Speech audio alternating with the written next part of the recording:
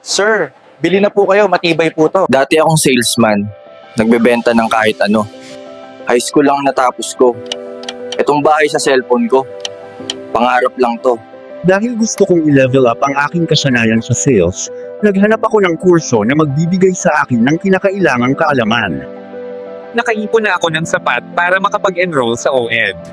Pinili ko ang programang Bachelor of Science in Real Estate Management.